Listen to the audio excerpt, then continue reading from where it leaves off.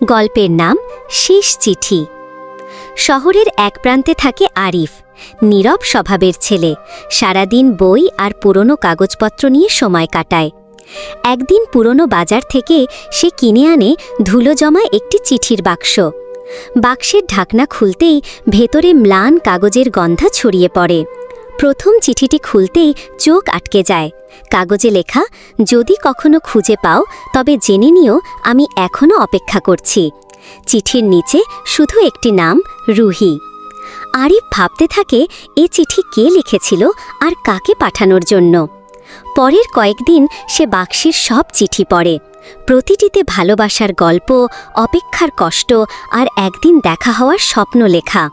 কিন্তু শেষ চিঠিটিতে কেবল কয়েকটি শব্দ, সময় শেষ। এই কথাগুলো যেন আরিফের মনে ঝড় তোলে। সে চিঠিগুলো থেকে সূত্র খুঁজে পায়, এক পুরনো বাড়ির ঠিকানা। কৌতূহল তাকে নিয়ে যায় সেখানে। বাড়িটি এখন ভাঙা, দরজায় মরচে পড়া তালা। পাশের বাড়ির এক বৃদ্ধা জানায় রুহি আর তার প্রেমিক যুদ্ধের সময় বিচ্ছিন্ন হয়ে যায়। রুহি সারা জীবন অপেক্ষা করেছিল, কিন্তু আর দেখা হয়নি। আরিফ বাড়ি ফিরে বাক্সের ভেতরে শেষবার তাকায়। সেখানে এক কোণে ছোট একটি কাগজে লেখা, যদি তুমি এই গল্প পড়ো তবে দয়া করে আমার অপেক্ষার কথা সবাইকে বলো। আরিফ চুপচাপ জানালার পাশে বসে যায়।